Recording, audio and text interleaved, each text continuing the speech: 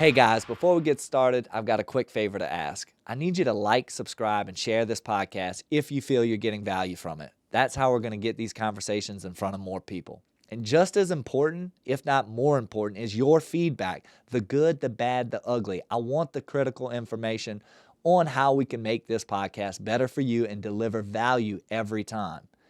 And if you know somebody in Louisiana who's doing big things in their field, industry, or business, please drop their name in the comments. We'd love to have the opportunity to bring them on the show.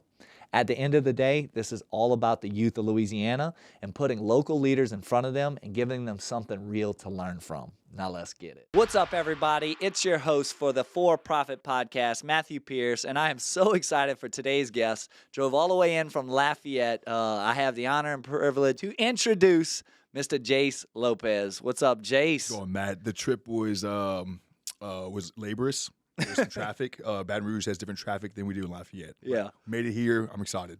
Look, y'all don't know how pumped I am to have this man here because he told me, and I know this about him, he does not travel other than to go on vacation out of the country. Exactly right. He is hyper-local in Lafayette. Proximity is key. Yeah, proximity is key. So, Jace, we've known each other for a very long time, dating back to 2016. I kind of want to dive into that.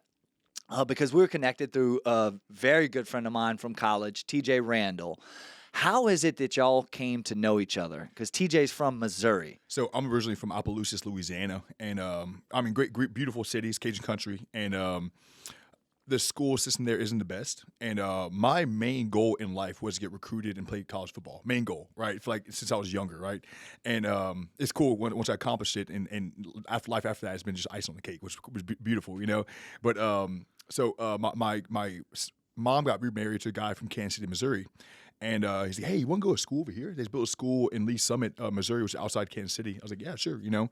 So my sophomore year of high school, we moved out there and went to this beautiful school, good 5-year program. Had a really good coach, really good team. Majority of people were recruited out of high school, which was really cool, and moved out there, played football, and TJ was a year younger than me. So yeah. TJ played D-tackle. I played D-tackle as well. Played one technique. I think he played through technique. And so I met him there. And then he went on to play at Arkansas State. Central Arkansas. That's right, Central Arkansas. And then fast forward, he's done with football. He's like, "Hey, man, I need to lose 100 pounds. Yeah. I was telling Austin, our guy who's behind the equipment today, that I met you through TJ, and I guess y'all had stayed in contact, maybe social media. That's right. And just after college, TJ had gotten up to like 295, 300. We both went to some regional combines. I think we went to Houston Texans, worked out for them. But he wanted to get lean, right? Yeah. And probably within 3 to 6 months after college, like TJ had gotten down to like 250. His abs are starting to show. He had goals of getting to like 225, 230, and just being as big and swole and lean as possible. And I'm like, "Yo, TJ, what are you doing? Who you working with?" And he's like, "Man, I got this guy. He does stuff online." I'm like, "Give me his information." Like, I need, this is what's up. This is what's up. And that's how we got in contact back in 2016. 16, right. Yep. Yeah, and we've worked on and off ever since. Mm-hmm. You were an integral part of my Ironman journey in 2024 when I come to you. I remember your business from the very beginning, Apex Training. Mm-hmm. You had that small gym to start. Yep. Then you partnered with a facility. That's exactly right. And then you moved to California. I want to hear about all of this. So talk about the journey. Let me reset here. I got done playing college football, and like most athletes, you get done and you're like, okay, what now, right? Mm-hmm. You identify with a certain sport and a certain identity for so long, you're like almost like somebody dies, right? You're almost like you're just kind of lost, right? So after that, I was like, okay, well, I'm gonna just see what my friends are doing, right? My friends at the time they were bouncing in bars, So I'm like, okay, cool, So I moved back down to Louisiana and I started bouncing, and I'm like, okay, well, let me get a real job here, So I tried different stuff. Down here in Louisiana, the oil and gas industry is humongous, Yeah. And most younger guys who want to make a lot of money early on, or I'll say a lot of money, a good amount of money early on, going offshore or on land rigs is a good way to make money, And I ended up getting hooked up with some guy through a bar. And he's like, "Yeah, man, work for this company is cool, So I started working offshore for about 2 years. I did well testing offshore. We tested wells for the permanent production, and it never really was my thing. I knew it was always temporary. I was doing it. I never liked it, right? Because essentially you're just giving away days of your life for money. So I was like, okay, I'm gonna do this for a period of time here, but I'm gonna find something else here. But offshore, I'd work out, right? No matter what I was doing, I was always working out, and I'd train with guys I was working with.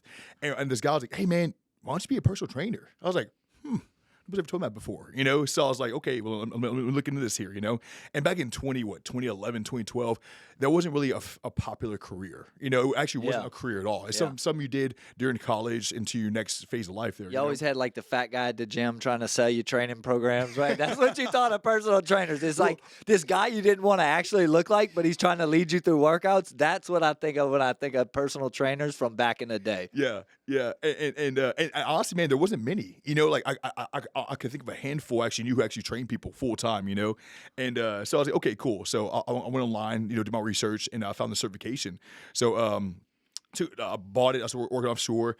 Ended up getting laid off about 2 years later because Oilfield's so finicky. And I was like, okay, well let me get certified now. So I got certified, and then once I got that certification, I was like, okay, well I'm ready to go now.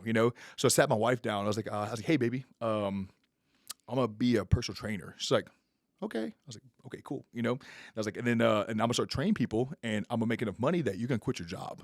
She's like, okay. I was like, okay, cool, awesome. And I was like, and one day we're gonna have a gym and we're gonna build this thing together. And she's like, okay. And dude, once she said that, I was like, all right, let's go with it. So once I knew like she was down for this journey I was about to embark on. Because I'm like you, Matt. If I do something, I'm gonna go all in. There's no like, hey, I'm gonna try this here. I don't try anything. I either do it full time or say no. So ended up getting certification, and it was back in 2014. Again, personal training wasn't that big. I never wanted to work for a company, because a lot of gyms you work for, they want you to train a certain way. Cookie cutter. 100%, dude. Like, hey, here's how we do things. We put them on a treadmill for half an hour, then we train for half an hour. I'm like, I don't want to do that there. So I was able to find a gym where I was actually contracted. I pay a certain rent, and that rent was awesomely. It was like $300 a month. I was like, perfect, awesome. So I paid the rent, and I sat there for 3 months, dude. I had to get one client. Right? People walk in, I'm like, hey, you want to train? No, okay. And it started making questions like, man, is this what I'm supposed to do right here? And then finally one day, this chiropractor walked in. He's like, hey, man, can you train me? I was like, yeah, let's do this here. I put him through. I've been waiting for you my whole life. It really was a godsend. It's pretty cool. But it's funny, I'll put him, it's something called a wow session. You wow him the first session for him to sign up. He saw my packages. But no, we did that. He signed up, and then from there, man, it just really took off for me. So I stay at the gym. I'll be at the gym from 4 a.m. to like, I don't know, 8 p.m. most days, like just like train 12 sessions, totally overdoing it. And well, what's funny is you got some trainers in these gyms that they don't even want to work out the clients in the morning. They're like, I only take afternoon clients. And it's like, how are you going to grow your business? Like, well, you say that. Back then, it was almost the opposite. It was very toxic. Like, if you didn't train all day, you were, like, lazy, right? It's very old school, So different. But nowadays, 100%. I mean, I'm the guy who's like, hey, don't train all day. Train, like, 4 hours, So, because I know the balance you have because, there is a certain emotional energy that's taken to train people at a high level, Oh, absolutely. And because you got to be on 100%. every time, all the time. Mm-hmm. I lead, I've talked a lot about this, business networking, my group that I lead, that I'm the president. I'm the talking head of the group. I got to lead that group every week, and there are new people coming to visit our chapter, and I cannot take a day off. Like, for that 2-hour time block, I got to be me. But that's only one time a week. Yep. Personal training is every day, 5-6 hours.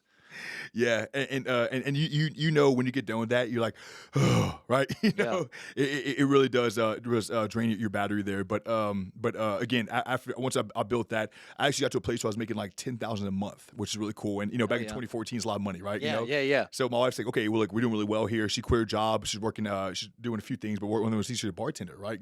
So she quit her bar job, and I was like, okay, well, let's find a lease now, So we're able to find a lease, which is my first gym, which you came visit the first time back in 2015 or 16, which is awesome there, And from there, just like any other business, you scale. I hired other trainers. I created systems. I created classes. I remember Keelan Williams, former LSU great.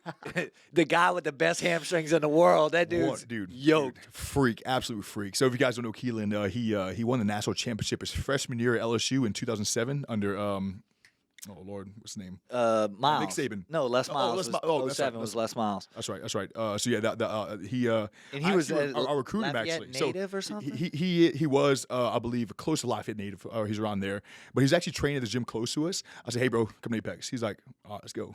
So man, that's my boy. Man, we had some really good training sessions in, and it was really cool to have him. Actually, we were training back in like 2016, 17, and he was like, yeah, dude, I'm gonna go back to school, be a physical therapist. I'm like, all right, whatever, Keelan, right? Yeah. That dude went back to school and now he's a really good PT in Lafayette right now. Dude. Heck yeah. So Love it's it. a really, Love really it. cool story, bro. It's awesome. And it's awesome to see that success breed to other places too, But fast forward, I get a gym and I have the opportunity to, actually build a bigger gym, right? So we have 4 trainers.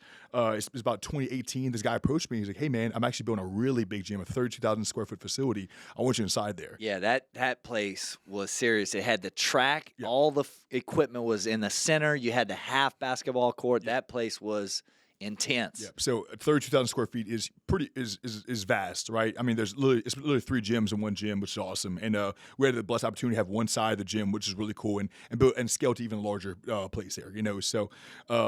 But as far as my journey to get there, and of course, moved to California, I took a stint. 2017 to 18, I moved to California for 1 year.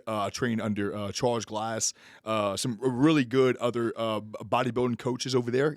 Got some really good experience, made really good connections. But I did move back because we tried to run the gym while we weren't there. It wasn't working out too well. So but that was a good time, man. And I started coaching Matt in 2016, and ultimately we get here to 2026 now. Yeah. What do you think was the challenge to managing from afar?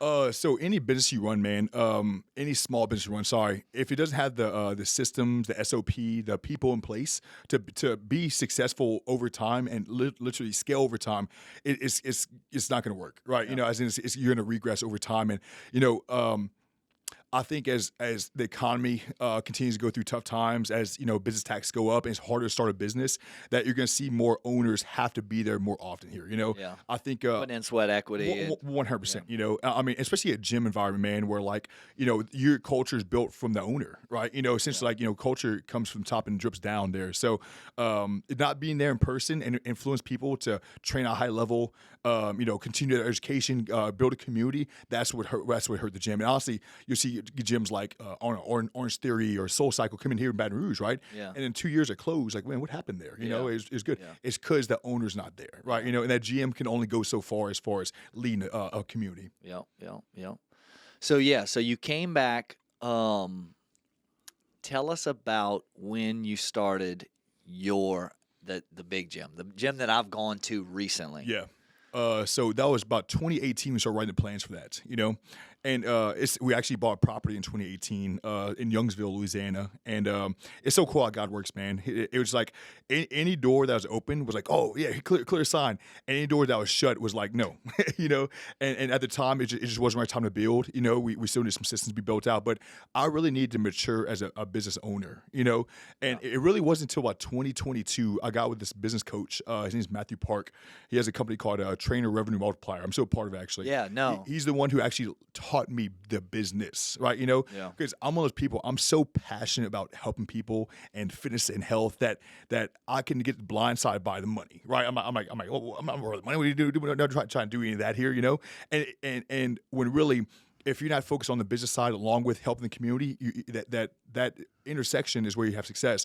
So I was just lacking. I was like, dude, I need to train people and do this here. So I was in my business, not working on my business, and hiring him and having a business coach throughout this whole time has helped me tremendously there. Yeah, no, I can tell the difference from when I first worked with you. You always had the weekly updates, and they were very dialed in. But just like how you respond, the automated reminders that like, hey, send your update in, and your form is a little bit more dialed in now. And I think that helps you to coach the athletes better. And then when you do a check-in call, when you send the update call, I like reaching out to you. I'm like, hey, let's schedule a call. Let's talk. I'm a big talker in person, but I love your videos. I can tell how much you care about the person, and you've thought through how to help people get over those obstacles or the mental blocks or the hurdles that they can't figure out the problem. Like, why is this not working for me?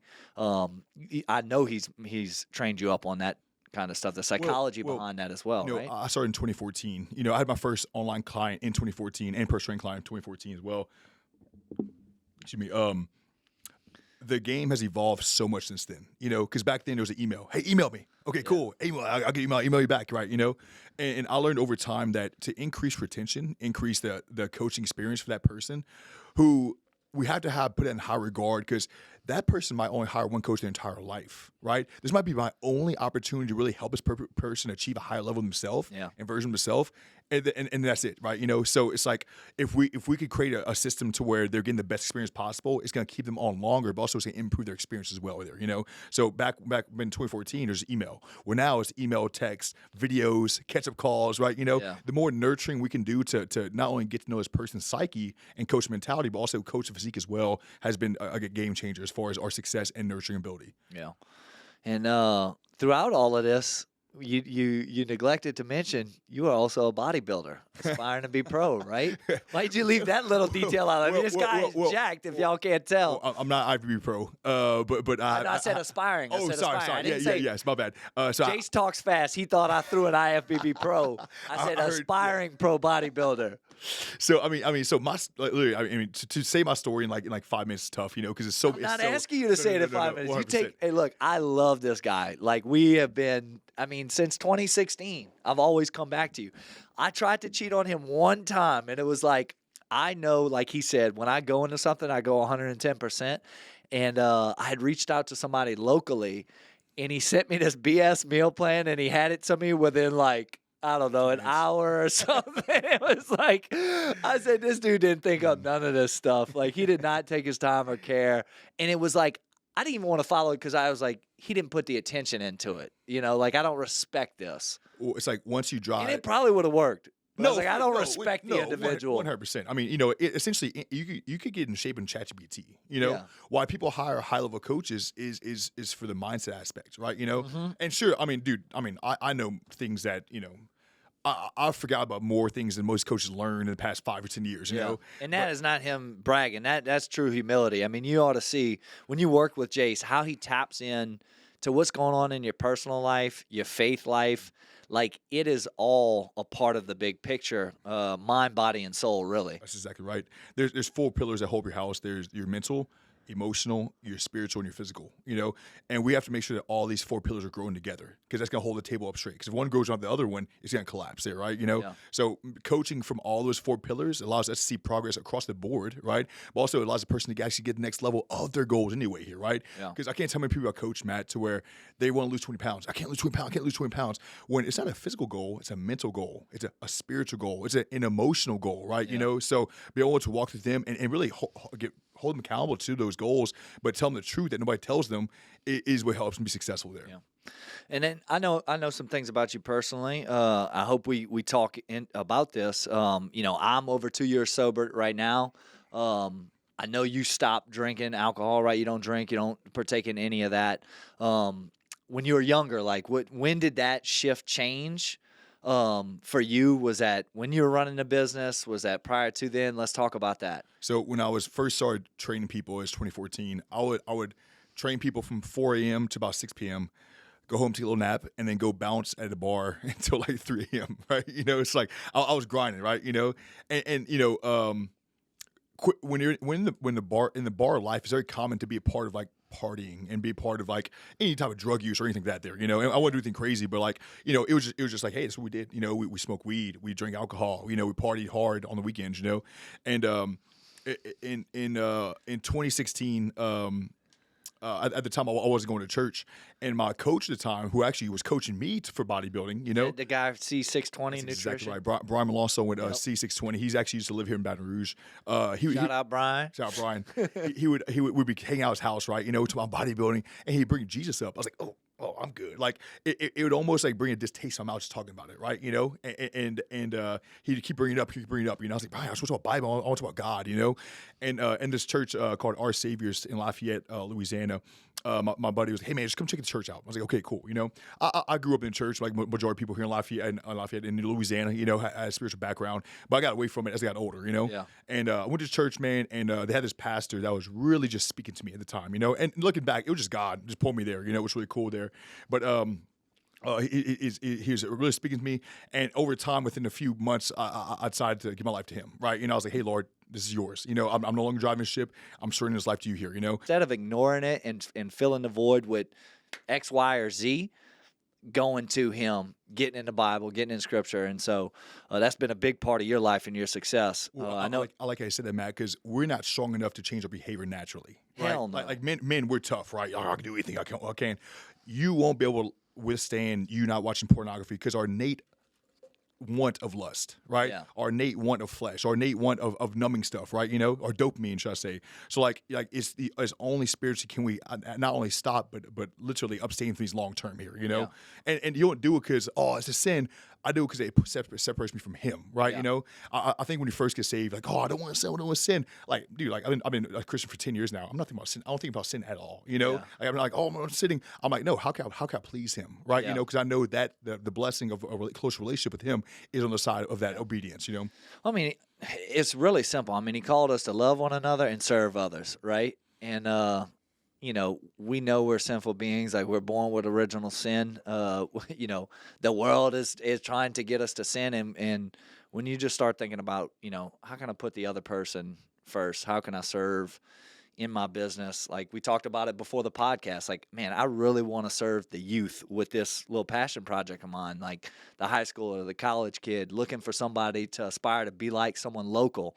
So I want to serve them. I want to serve you. I want to get the name, Apex out there. I want more people to know about it. And in the lives you've already impacted, it's going to be so much more. And so it's really not that complicated, right? Just love and serve. It's just like the process. You first start is so much stress, right? Like when I started coaching Matt, he's like, I gotta weigh my food, dude. I gotta track my water, dude. I remember the anxiety of working with Jace. I was like, I freaked out like when I got everything back because he takes his time. Like you do this big intake form, you send the update or the photos and everything, measurements. You don't hear from him for damn near a week, but he's working the whole time on your thing, getting to know you and how he's going to craft this plan. I'm sure you've got a 12-week look at my plan based on if I do this or I don't do this. Yep. So you get everything back, and it does seem overwhelming. Thankfully, I was an athlete, so I was used to some of the stuff. The training aspect, I had it under control. I was like, I could follow these workouts in my sleep. The nutrition and the weighing and the tracking, that was unfamiliar. Yeah. I would say people are like, well, Jace, what's the most common pitfall or Achilles heel for new clients? It's really just, I would say, the communication process, right? Because they get it, they get their program, and they might struggle with weighing their food, but they're good in the gym, or they might struggle with sleeping at a good time, but they're good in their meals there. It's them communicating that, right? Yeah. Because the coaching relationship really is just communication, right? Like you're not buying a plan from me. You're buying my knowledge, sure, but you're buying my navigation for your issues or your hurdles to help you get there faster. It's unique to their life. That's unique to their life. Exactly. I know right. You're not talking to everybody like you talk to me, because not everybody leads the schedule and the lifestyle that I have with the multiple businesses, the family, the competing, and everybody's unique. 100%. And understanding that that I'm not the coach for everybody as well is key there too. Because when I first started my business, people would leave, or they go to another coach, or they would just quit, right? And and since I was so tied to my identity with coaching, it would performance-based identity, right? It would hurt me, right? And now I understand. I'm like, if like, hey, Jace, after 6 months, hey, it's not working out anymore. I'm like, praise God, right? Go find somebody that can speak to you, because I'm a man, right? I do better with men and older women too, but like, I can speak to people, but if they're not ready to receive what I'm saying, or the way I'm saying it, it's never going to work long term, because there'll always be some type of hurt or some resentment there, So like you have to find your niche of clients and athletes who respond to the way you talk, the way you think, but also what you ask out of them. I know if I ask Matt to do a big feat, he can do it for me. Well, I have clients that can't do half of what Matt does. And if I ask them that, they get discouraged, because again, I'm overshooting their ability, even their mental capacity there. So. That's what makes it a unique, such a unique career, is that it's every day is a different challenge, and every client's totally different. Yeah, I want to get to. It was Brian from C620. C620, and then who was the TRM coach? TRM coach is Matthew Pearce. He's a Canadian. This guy from a small town in Canada. I'm not sure if you guys are familiar with Canada or not. It's huge. It's fast, right? Because I have clients from Canada, right? Like I'm from, Toronto. The way you said it, Jace, was like they didn't know that Canada was to the north. What you mean is like the different areas of Canada. Yeah, sorry, yes. Jace is goofy. This is why I love this dude. He is silly. Again, he came from a small town in Canada, a farm-time boy, and he moves to Venice Beach, California. Oh, wow. Right? So small, for like 18 years old, he tells his dad, "Hey, I'm gonna go there and be a personal trainer and be successful." And they're like, "No, you're not." Like his whole lineage was farmers. So the first thing to doing something great, you gotta find somebody who says, "No, you can't." Again, everybody told him this. Not one person believed. Not one person. Right. That's why I find it so shocking. Why I look up to him so much. But yeah, moves to California. Man, gets hooked up with some really good people and is just super successful to where like he ends up running this league called Super League. I'm not sure if you know about this. Back in 2016 and 17, it was like a bunch of bodybuilders / athletes who would lift weights as a competition. Right. And I mean, huge organization. It was worldwide for a long time. Ends up owning it. Right. Then started coaching other coaches how to lead a business. So I mean, had this huge hero arc, and but Matt somebody I look up to a lot, and we got together in 2022 because this coach I know and respect a lot. I mean, he has 4 gyms, huge coaching company, he had his hands in a lot. Said he was being coached by him. I was like, man, is this legit? Because if you guys are on social media in any industry, you're going to see a coaching ad. Hey, here's your plumber's coach. Here's this guy. Yeah. I can help you sell real estate of 10 million a year, whatever there, Yeah, and it's so cookie cutter or it's everybody does it, So when I found somebody I trusted who like, no, this guy's legit, and I actually talked to Matt and see how heart-centered he actually was, I was like, oh no, this is the guy right here, And since then, man, I mean, we've grown together tremendously to where I'm actually a part of his company now, And I mean, since then he's got saved. He's moved from Canada to the Cayman Islands, right? I mean, I go out there every 6 months to hang out with him, and it's been an awesome relationship that's flourished and it's continued to grow over time. Yeah. But you know what's funny? Every time we have a call, we do it once a month, I get nervous. Because like I have a bodybuilding coach, right? My coach Austin Stout tells me what to eat, how to perform, all this other stuff. Well, he's my business coach. So when Austin tells me things like, "Hey, Jace, lower your calories," I'm like, "Cool." When Matt tells you something, he's like, "Hey, start this marketing thing," or "Hey, let's try this new system." Like I'm so like business resistant. I'm like, oh, Yeah. So I'll have a call, like this anxiety coming up, like what's he gonna say, all this stuff here, So it's funny. After 3 years, I still get anxiety before our meetings. And it's so funny because we talk, a big theme of this podcast too is like finding the right mentorship, and mentors and coaches, and how impactful they can be on our lives. Like nobody, I don't care who you are, the greatest of the greats had somebody that they looked up to, they worked alongside, that they learned from. Either they paid them directly or they provided some value through proximity and what they could provide to them in a service or business. How did you discern that with Matt? So, how does one go about? Because you mentioned there are a ton of coaches out there, and there are a ton of frauds and fakes. Yeah. So I would say anybody that, well, first of all, hiring somebody and somebody mentoring you are two different things. Yeah, right? Yeah, definitely. You don't need to hire somebody to be a mentor. Right now is a pastor. His name's Philip Anthony Mitchell. He's a pastor out of Atlanta. He's spiritually mentoring me on a whole new level. He has no idea. I'm listening to his sermons, dude, and I'm just listening multiple times, taking notes, I'm being mentored right now through him. So you don't have to necessarily know the person or pay for their services there, But if I did pay for Philip Anthony Mitchell to mentor me, probably a lot better, right? But I would say if you are looking for a mentor, somebody that you do want to pay, make sure that they have a call with you first or meet with you first, right? Even hiring a coach. Hey, I want you to coach. Okay, cool. Send me your money. It's like, oh shoot, how do you know I'm a good fit for you? Nowadays, I do a consult with my clients before I start coaching them. If we're not a good fit, if our goals aren't aligned, if I can just tell that they're not my ideal client, I don't coach them. I say, hey, look, here's somebody that's be a better fit for you. Go there, right? So same thing with mentoring. If I'm paying somebody to mentor me on how to be a better coach or how to do whatever, I need to know beforehand that we're aligned and congruent, and they have a vision for me as well here. So when I start coaching people, I say, hey, here's our next 6 months. Here's our next 6 years, right? Like there's a plan through this whole time, this vision that I have for you that you can't see because you're not there yet. You haven't done this process before, So I would say that, again, if you're going to hire somebody for mentorship on your industry, your career, or even just your spiritual life, make sure they meet with you first. Love it, love it, love it.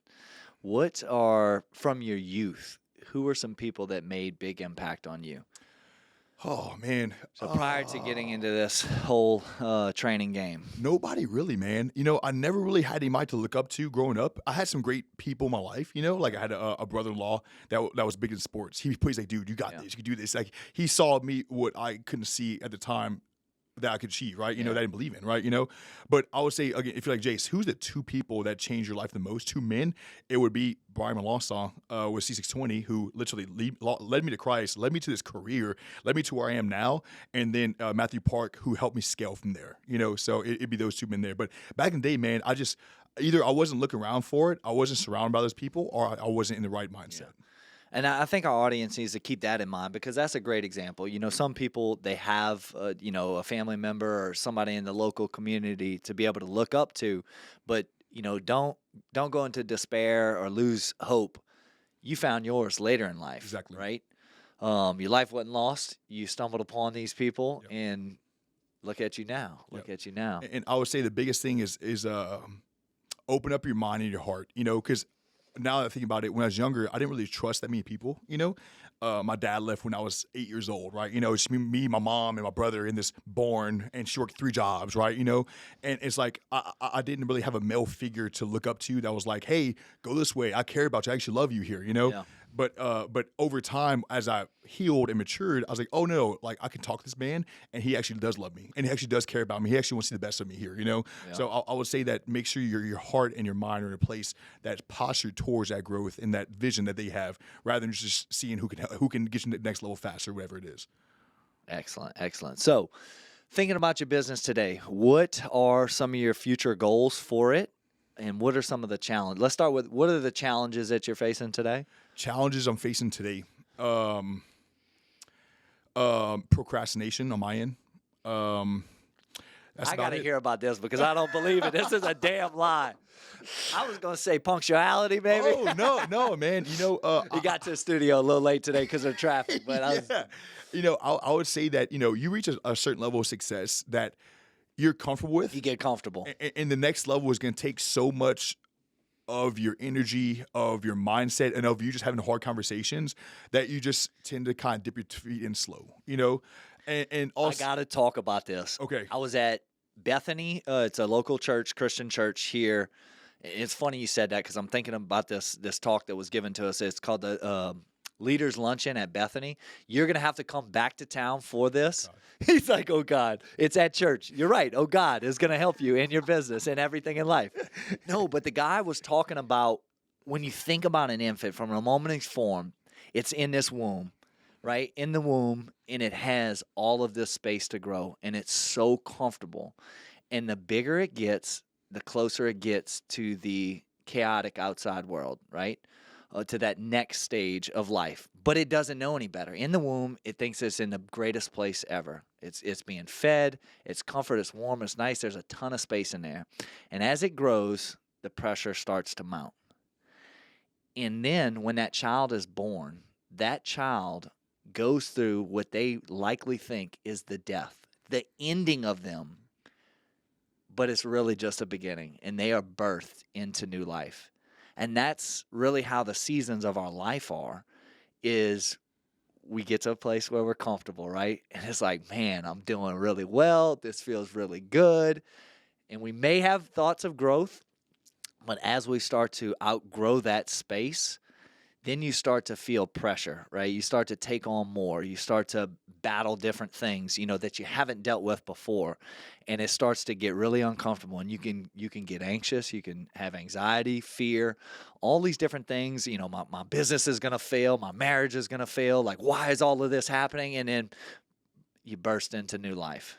And then you're in a new season. I just wanted to tell you that. No, that's awesome, man. It's so true, man. So you're in the womb right now. You're in a good spot. Think about it. We're all in the womb. Yeah. Right.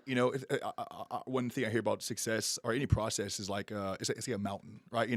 At the bottom of the mountain is crowded. Yeah. You see the fat people, right? You're like look around. You're like okay, I'm at the average place where people can achieve this. Yeah. But as you start scaling the mountain, what happens? The pressure increases. Yeah. The oxygen decreases. Yeah. The strenuous steep climb increases, right? You look around, there's less people, Yeah. So we're all on some mountain in our process or journey, whether it be business, your spiritual life, your marriage, or anything here, or your career, But it's like having that mindset, like, okay, well, next level is just one more step forward, and what's the next step look like here, you know? Yeah. So, but man, I'm just procrastinating some things that, like, again, my coach told me to do, you know? I'm just like, I'll do it later, right? You know? So, and how much growth can come from these things? Very little, right? Like, I'm talking about, like, more members of my gym, right? You know, so, but I mean, honestly, dude, like, I'm such in a good place mentally and emotionally with my business. It's awesome. I'm blessed. Like, honestly, I couldn't imagine where, like, 10 years ago, if, like, say, hey, you're gonna be here, I'm like, no, you're lying, dude, you know? Yeah. But, actually, this last year, man, my coaching's actually slowed down a lot, actually, you know?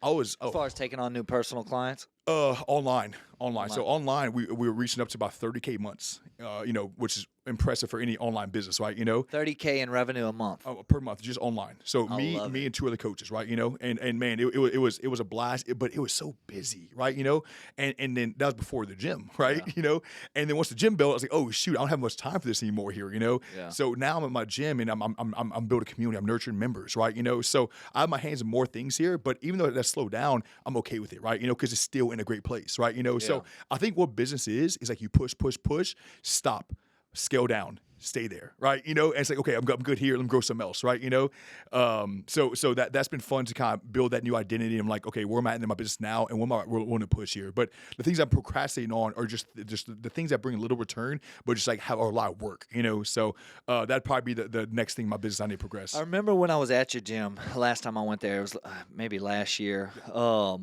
You had talked about we've got plans to build out further into the park. Right. Is that the thing you talk about? So right now we're at 400 members, right? You know, we're a very niche gym. So for you guys, our gym's 5,600 square feet, right? You know, we're trying to the highest level of equipment, though, like exactly the highest, like it's amazing. Well, number one, never judge a gym by the size, right? You know, because there's a lot of huge gyms that don't. They got a bunch of there, you know? equipment in there that's a waste of space. 100%. Oh, and the thing about our gym is every gym's 4 walls and some equipment, but it's the community that makes it special, right? Yeah, it's the culture that makes it special. So. We are going to, once you get about 600 members, we're actually able to be able to in place to build the front side of the property, another exact replica of the gym, right? Yeah. You know, so literally doubling in size. Doubling in size there, right? So we can handle up to 1,200 members there, you know. So, but also we'll have a posing room, we'll have a infrared sauna, cold therapy rooms. We'll have more amenities that people are asking about that we don't have yet, right? You know. So that's the next plan next year or two. But I'm actually building a house behind my gym right now, so that's kind of where, like, you know, a lot of the money is being pushed right now. You know, so we're about 2 months out from my house being built. Wait, I knew you were building a house. Yeah. So you're saying you're building a gym at your house, or you're building the house? I have an acre of this, I guess, horizontal lot. It's like I have a long lot. I'm on the backside. My gym's on the backside of the acre, right? You know, so the rest is parking lot. You know.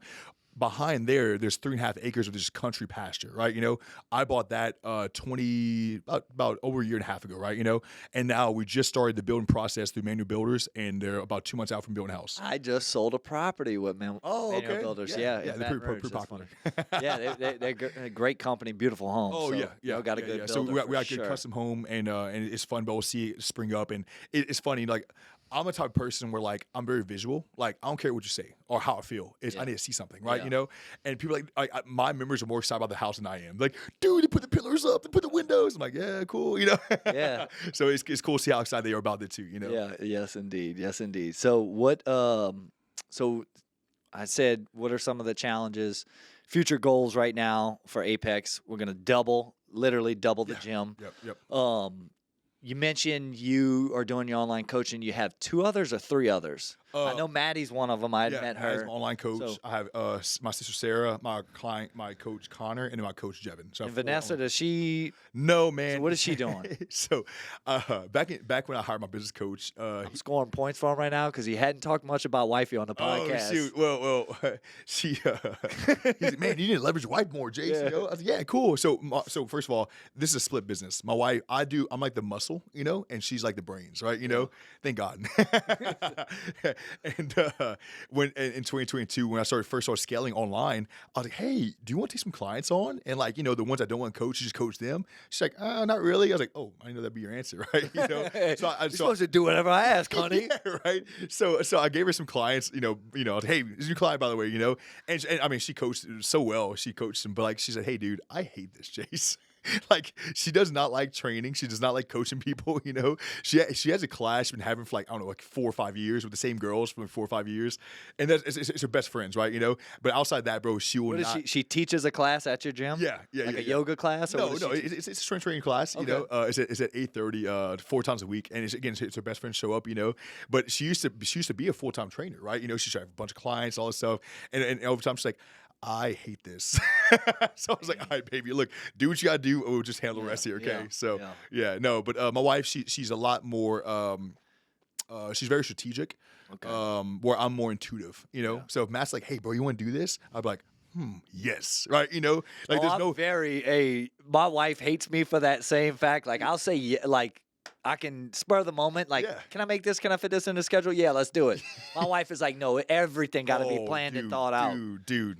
My son, oh my gosh, my son is blessed, Jace. You have no idea. This dude's birthday parties, like from the decorations to the invites, it just all flows. Closing. Yeah. Meticulous. And I'm like, bring that shit into my business, honey. Exactly. And she has been like, yeah. Praise God, bro. That's awesome. But I think, you know, there's a yin yang, right? You know, I think if we had a partner like us, it'd just be a mess. You know, we'd fight. Yes, we would literally fight. 100%, dude. We broke. Yeah. Black eyes and broke. Yeah, that's right.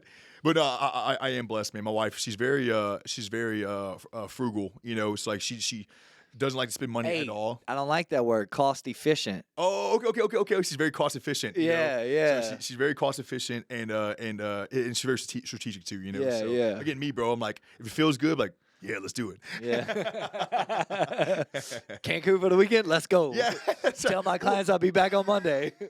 But at the same time, when we argue, she's like, hey, you want to do this? I'm like, she did the calculation. She planned this. I'm like, dang. If I say yes or no, she'd be why. I'm like, I don't know. You know? So she traps me there. So I'm like, what do you want to do? Yeah, let's do that. You know? Yeah, look, I heard this is funny. When it's in, your wife would already have the places in mind, but you ask a girl, hey, where do you want to eat out? And when they say, I don't know, I say, I know exactly where you want to eat. I bet you can't guess it. And then they guess, and that's where you take them. That's where you take them. Jedi mind trick, buddy. You're learning something new. Yeah, that's pretty great. So look, oh man, that's awesome. Yeah. Well, talk about your daughter. So you're a father too. I mean, not just a husband, but a father, and very competitive. Yeah.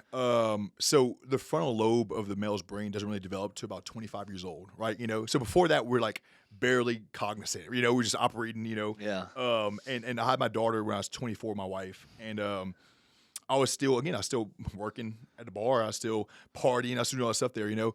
But when I turned 25 and I found my career, I was like, oh, okay, well, let me start taking life seriously now. You know, there's more than just me at stake here, like of my actions here, you know. It's funny. I actually, I got in a bar fight one time while working, and I knocked these two dudes out, pow, pow, pow, right, you know. And I went to like this felony court for it, right, you know. My daughter, she'll remember this. She was like super young, you know. I'm driving her home from school yesterday. She's like, Daddy, when you went to jail, what were they like in there? Oh. And I explained to her what jail was and what difference from jail and prison. Anyway, I was like, okay, 25 years old. I need to start taking it seriously. So, you know, quit all that stuff there, you know, got saved. And then now she's seeing the most mature, evolved version of myself, you know. So what's cool about maturity, man, is like, you know, it's not just you that pays the price, it's your family, you know. And you could leave them with generational curses and family curses that they have to deal with over time, you know? Oh, it's wild. We just talked about this at the men's Bible study I go to. We literally just talked about generational curses on Thursday. It's real. Well, also, every behavior that somebody has is from their childhood. Yeah, they modeled it. 100%. Like you can relate everything that somebody does or doesn't do from a behavior that they've become, a God from a parent, you know, or God from a sibling, you know?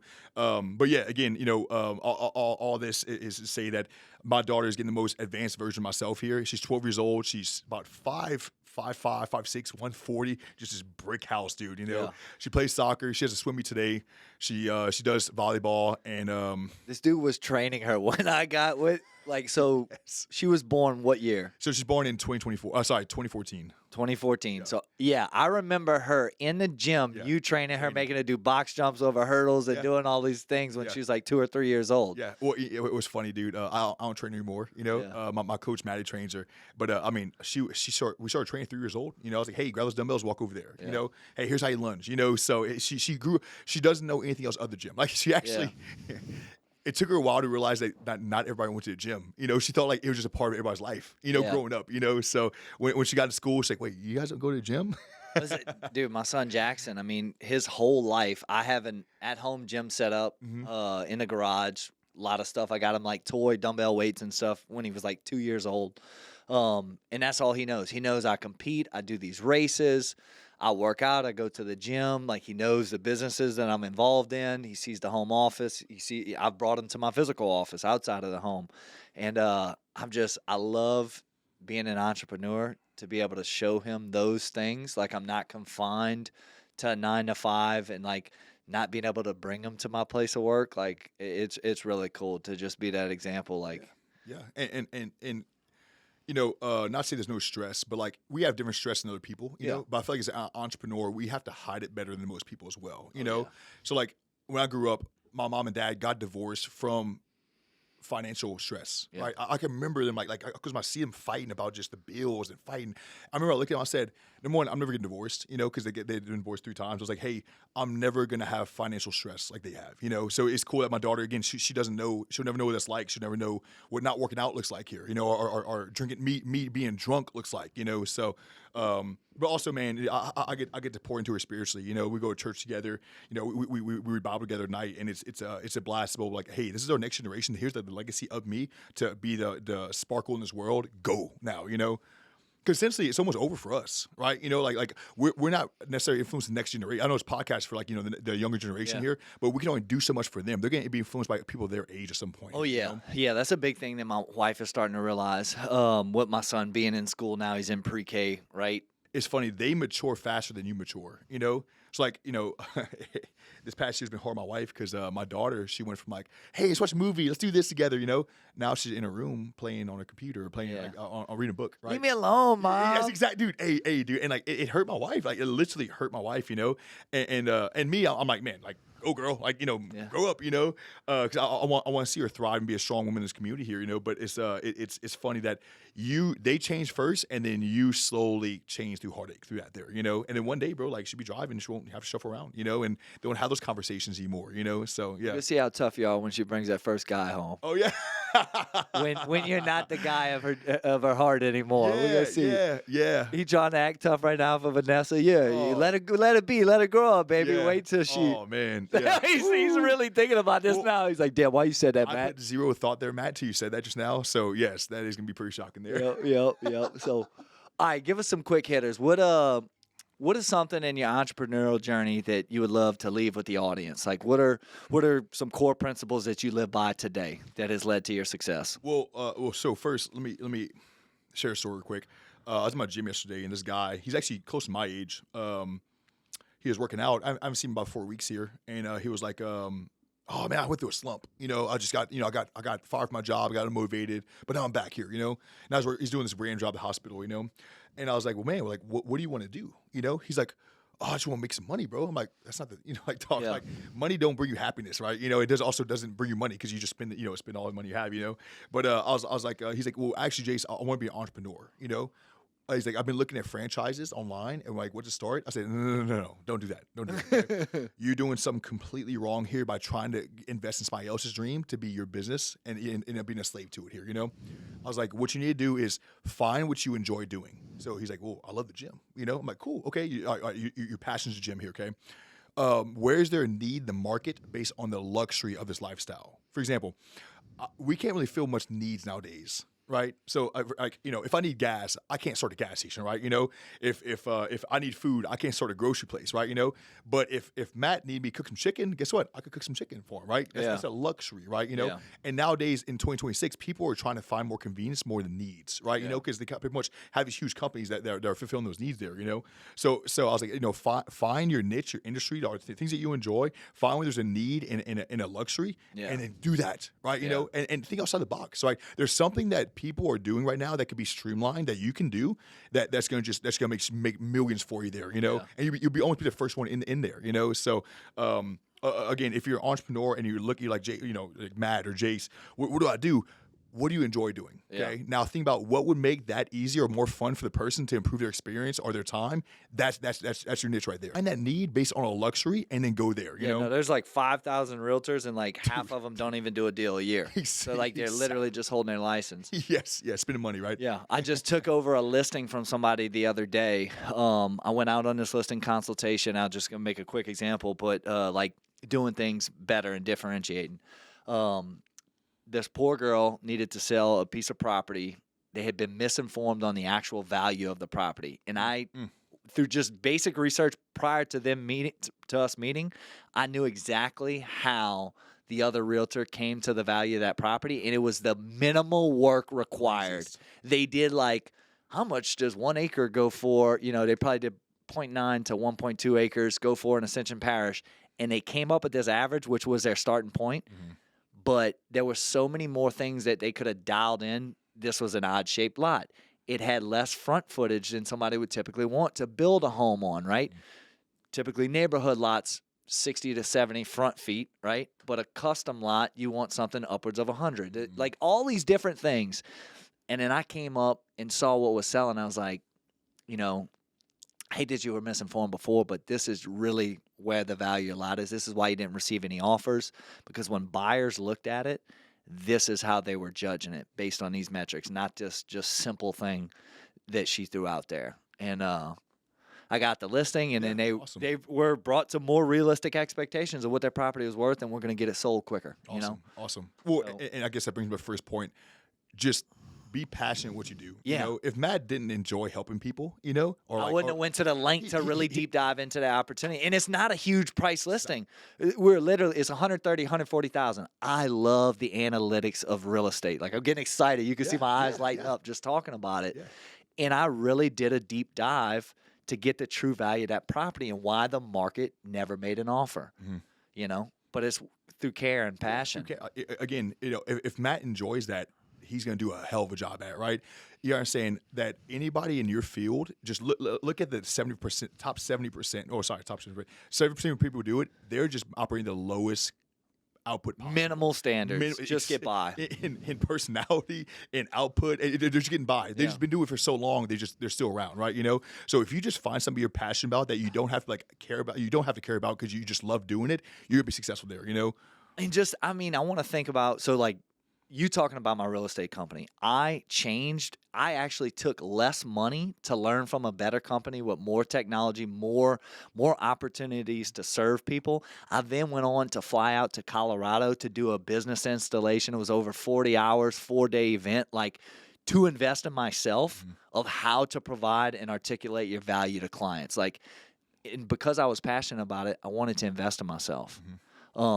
And I know that's something you did, right? Yeah. Looking for that business coach, looking for the guy who is going to, you know, teach you how to coach others better. Yeah. I mean, so for example, if Matt has a business is making, you know, net $200,000 a year, right? You know, I'd want Matt spending about $10,000 to $15,000 on just extra mentoring. Yeah. You know, because that, even though my percent might seem small, like, oh, that's easy there. You know, it's hard for most people to say, oh, I'm spending that towards this, but that's what's going to make you scale, not right now, but next 2 or 3 years. You know, it's an investment. Jace, I posted something on social media the other day. I'm not really on social right now. It's Lent. I gave it up for Lent, but I am posting content. I'm not consuming.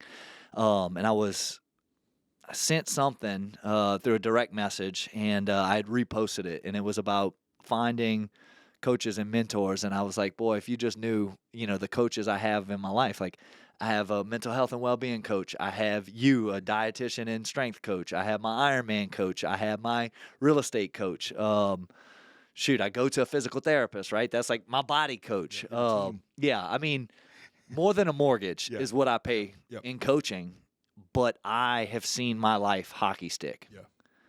And why is that? Is because their 10-year journey becomes Matt's shortcut.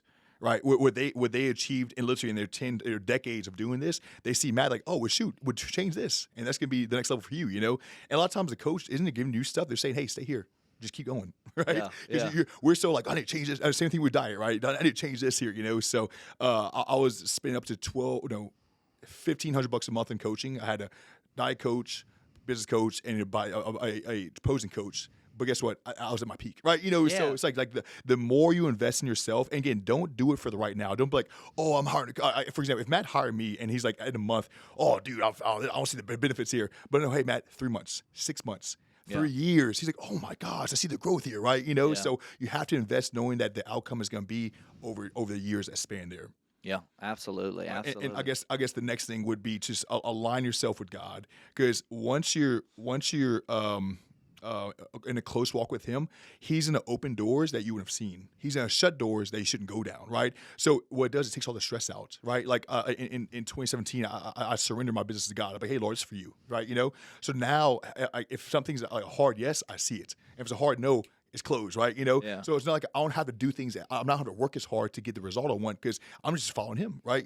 So I would say, again, find some of your passion and that you love doing, but also align yourself with God. And from there, literally, you just got to listen and grow, be patient. All right. Lastly, I ask all of my guests this. The show is called For-Profit, right? Yep. Profit, thinking of like the general business term, right? What's left over after expenses. I don't necessarily want that definition from you, but when you hear profit in your life, what does profit look like for you? Whew. Peace. The most important thing that we have as men is peace. Okay. And that's why as you get older, you stop hanging out as many people. You stop going places that take that peace, right? Because I know when I'm at peace, I make better decisions. I'm closer with God. I'm the man I need to be with my family, my friends, my clients there, So when you say profit, I think of the most valuable thing, which is peace. Because we have a lot of money. I have a lot of assets. If I have no peace, I have nothing, right? There's a lot of rich, miserable people out there, right? Yeah. And there's a lot of poor, happy people, right? Yeah. So if you could intersect those two and find the place where you keep your peace the most, you found it. Love it. Love it.